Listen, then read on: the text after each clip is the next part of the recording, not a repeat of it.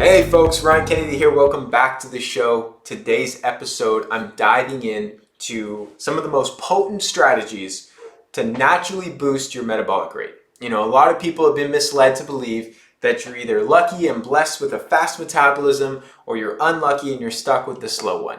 And while genetics do play a role, you have the ability to increase your metabolic rate. And similarly, people can also experience a big slowdown in their metabolism. And this is why many people experience this slow and steady weight gain over time, even if they're not substantially changing their diet and lifestyle.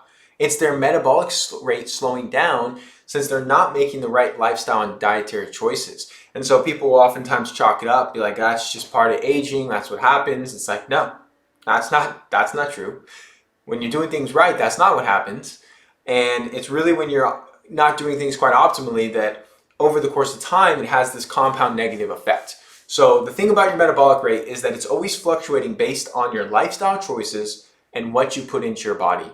And so increasing your metabolic rate will really come down to helping, they have a lot of benefits associated with this. It's going to help you maintain a healthy weight or lose weight if that's your goal. It's also going to really help with improved energy levels, better mood, better cognitive function. Our metabolic health is the foundation of how we feel, how we perform, how we look. So it's really, really important. And that's also in addition to longevity and living a long, healthy life. So the idea here is to use the following tactics I'm going to cover in this episode, along with other principles that in my other episodes, my other videos, to really optimize your metabolic rate so you can burn fat, build muscle, and really feel amazing with less work. Right? It's not about cheating the system, but it's about working smarter, not just harder. So the first thing on this list is sleep. Sleep is very likely the most underappreciated performance-enhancing lifestyle practices that can take your health to the next level. No amount of nutrients, exercise, water, or anything else can overcome a lack of high-quality, adequate sleep. And I discussed this in more depth as far as practical how-tos with dialing in your morning routine in episode 3. I also did a separate episode on evening routine, which is going to be just as important. And that's really the foundation. That's really the anchor of how you're going to set yourself up for high-quality sleep. You can't just show up in bed after having a destructive morning and staying up late watching TV, consuming alcohol or caffeine late into the afternoon and expect to just fall asleep and sleep like a champion. You might be very unique, but most of us can't. You have to prepare for this. You have to actually set yourself up for success.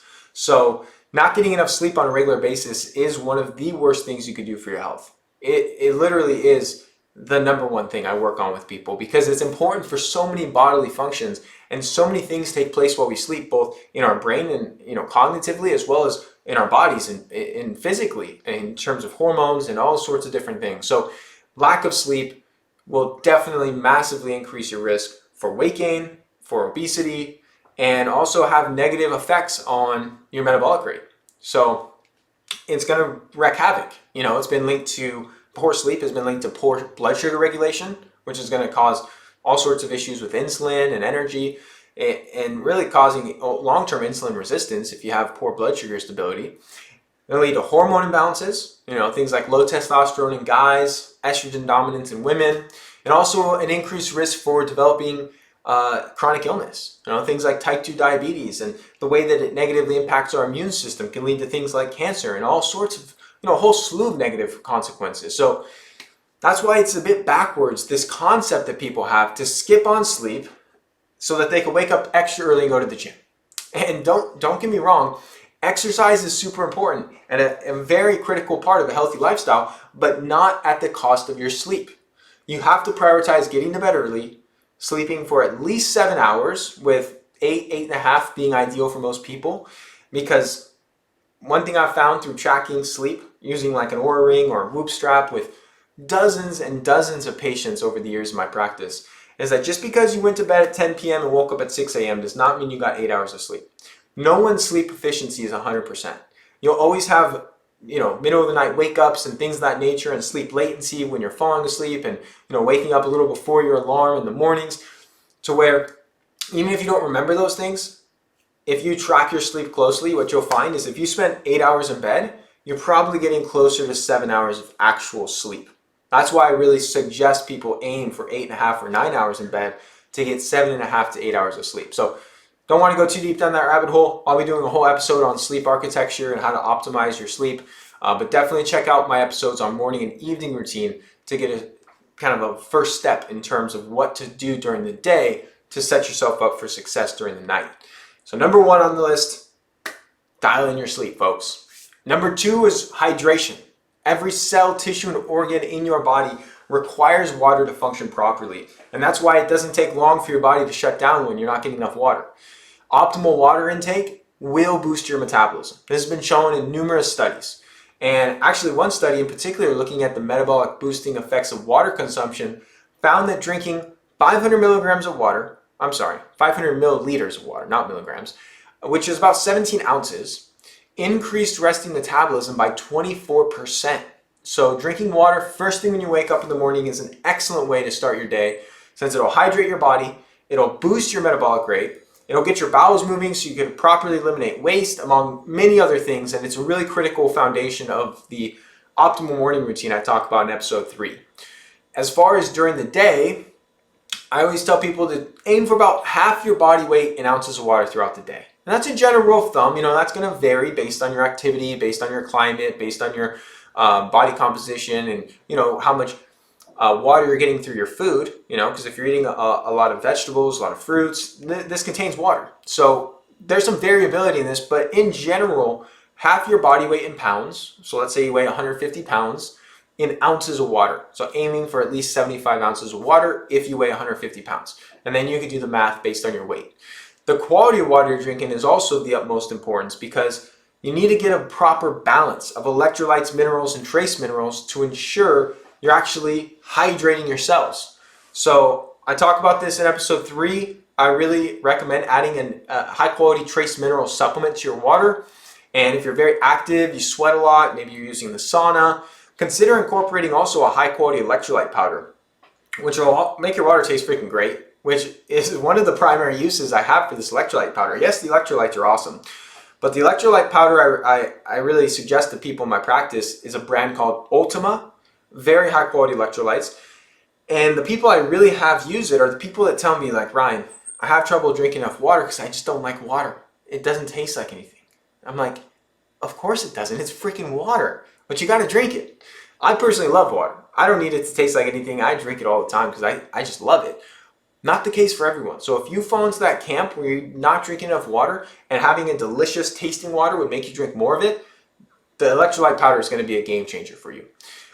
So wrapping up number 2, drink water right when you wake up in the morning and aim to consume at least half your body weight in pounds in ounces of water every day. That's going to be dynamite for your metabolic rate.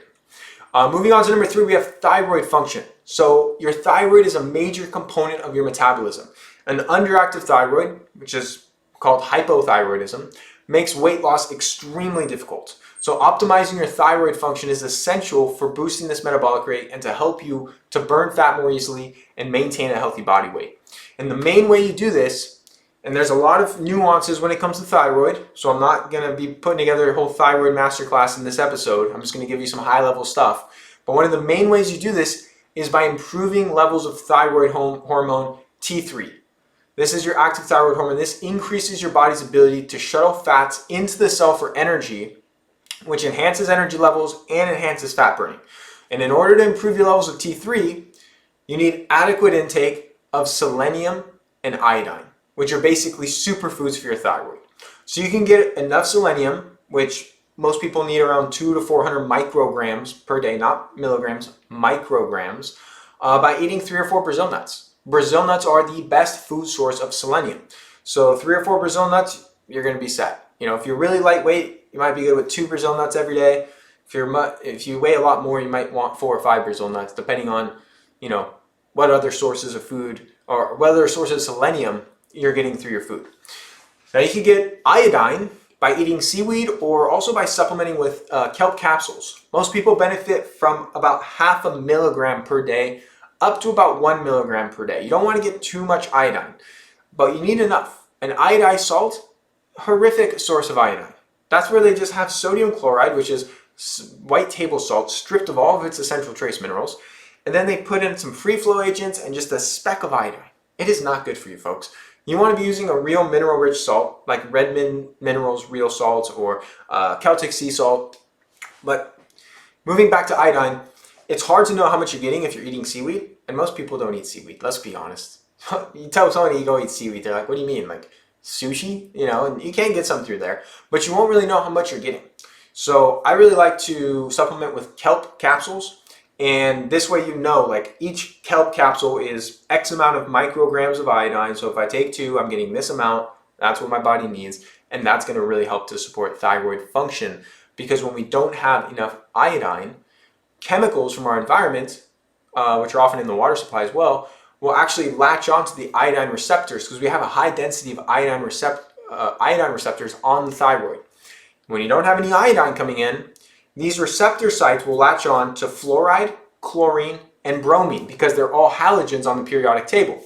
This will poison the thyroid tissue and cause a lot of issues long term. Everything from autoimmune conditions to poor thyroid function to all sorts of other things. So iodine is an essential trace mineral. We need a little bit, we don't need a lot. There's some people out there talking about taking crazy doses of iodine, like 10 to 12 milligrams. That's way too much. I would never suggest someone take that much. But getting a little bit more than we could get through food, because most of our soils are deficient in trace minerals like iodine and selenium, it's going to be tremendously helpful. So big caveat here, this goes for the thyroid conversation I'm having, but with everything I talk about, always work with a qualified health professional to assess proper thyroid function, do some labs, ensure you're optimizing these levels of important hormones, and make sure you're doing it right for your body. So key takeaway here, thyroid function is important. Getting iodine and selenium to optimize thyroid function can be great. Food sources are always going to be choice number 1 over any, isolated supplements. And that's what I got for you on thyroid. Moving on to number 4, herbal tea and black coffee. So what do I mean by this? Upon waking up, hydrating with high quality water, moving your body, and going outside to expose yourself to natural sunlight is important. Hydration, movement, and sunlight are the 3 keys to naturally wake your body up and set yourself up for a great day. Now, after you've done that, having a cup of organic herbal tea or organic black coffee can be an excellent idea, because these beverages have both been shown in clinical studies to boost your metabolism, to increase your body's ability to burn fat. Green tea particularly appears to raise metabolic rate and really speed up fat oxidation. And there's been some studies showing the thermogenic properties that promote fat burning and beyond. And of course, it has something to do with the amount of caffeine in the green tea, but it really goes beyond just the caffeine. So I'm a big fan of doing something like that. My favorite morning beverage to get this done in terms of optimizing energy, fat burning, metabolism, and so on and so forth is organic yerba mate tea. I freaking love that stuff. I find it's way better than coffee for stable energy levels and a little bit less harsh on the system than coffee can be. But just be sure not to overdo it with the coffee, folks. Too much coffee, meaning like over 2 cups per day, can really lead to adrenal gland issues. It can excessively stress out your central nervous system. And be sure to cut out all caffeine consumption by at least 1 p.m. at the latest, because it does have a pretty long half-life. So it's best not to consume caffeine past noon to make sure that it's not going to impair your sleep. So key takeaway here is just to enjoy a cup of organic coffee or tea in the morning after you've done your essential practices, not the moment you get out of bed. Naturally wake your body up with sunlight and movement, and then, and of course water, hydrating. And then, maybe an hour after you've woken up. So if you wake up at 6 a.m., then by 7 a.m., this would be a great time to brew up a cup of coffee or tea. Moving on, we have the next factor to improving your metabolic rate is to eat adequate protein at every meal. And adequate intake of high quality protein has been shown to really increase your metabolism, because what happens is your body has to burn calories in order to digest and process nutrients from food. And it uses more calories, more energy to digest protein than it does other macronutrients like carbs or fats. So a study done on healthy young women looking at what's called post-meal thermogenesis, which is the passive caloric expenditure needed to maintain body temperature. It was 100% higher, so 2-fold increase in the group that followed a higher protein diet compared to the group who followed a high carbohydrate diet. So what this essentially means is that when you consume more high quality protein, your body will naturally burn more calories and make it easier to lose weight and maintain a healthy weight.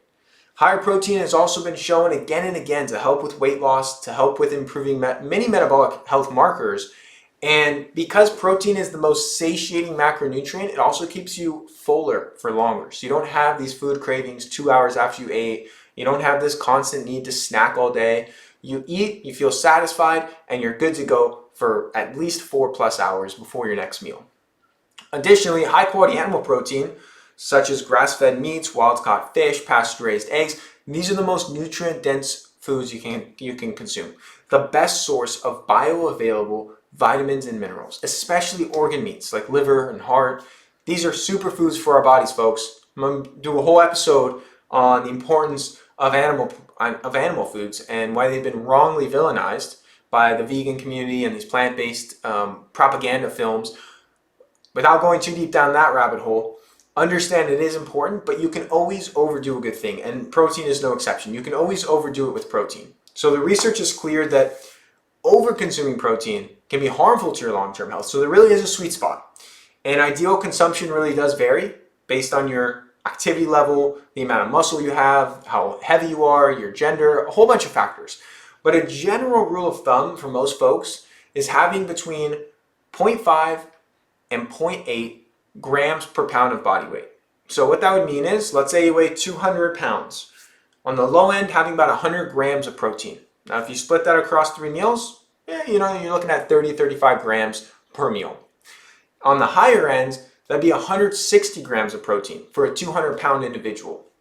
160 grams split between 3 meals, looking at 50-55 grams per meal. So I understand that's a pretty large range. 100 to 160, that's a good 50% plus 60% increase. But it really varies. If you're sedentary, you don't do much resistance training, you're going to do much better on the lower end of this range. You don't need a ton of protein. Whereas if you're athletic, you lift weights, you work out on a regular basis, then the upper end of this range would be far more appropriate to aid in muscle protein synthesis, to help with your recovery, and to really help enhance lean muscle mass, which is one of the most important organs of longevity, which I'm going to get to in a second here. So your protein needs really vary day to day. It's not like you just have the same amount day in and day out. You need less protein after a long day at work seated in the office, opposed to needing more protein after doing a hard workout or an intense athletic event. And the same thing goes with your total caloric intake and your carbohydrate consumption, but more on that another time. So key takeaway here is eating adequate protein with each meal will boost your metabolic rate. Sourcing is, of course, very important. Don't be getting factory farm protein, folks. Go for the grass-fed stuff, wild-caught fish, not farm-raised. All those basic principles still apply here. Moving on to the next point is build some lean muscle mass. Muscle is oftentimes associated as like this vanity metric, like bodybuilders and fitness competitors, like, yeah, they got all this muscle and it's not healthy. Well, bodybuilders are not healthy. That is definitely the case. You can always overdo it, but muscle is one of the largest organs in the body and one of the keys to longevity. Most people focus on being overly fat, like being obese, but the real problem here is being under-muscled. Of course, we realize that muscle is important for locomotion, right? Movements and, maintaining functional fitness and being able to lift stuff off the ground and get up and down off the couch. We need muscle for that. But muscles also are metabolic currency.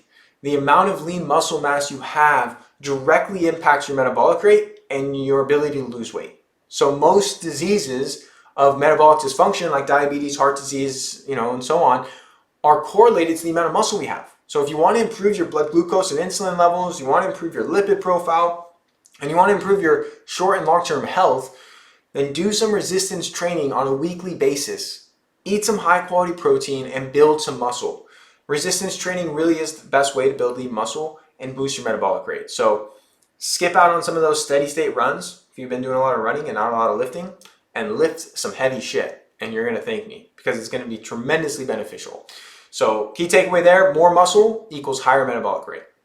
All right, moving on, got our last couple notes here as we wrap up the episode. So next one I'm going to get to is movement. So less sitting, more moving.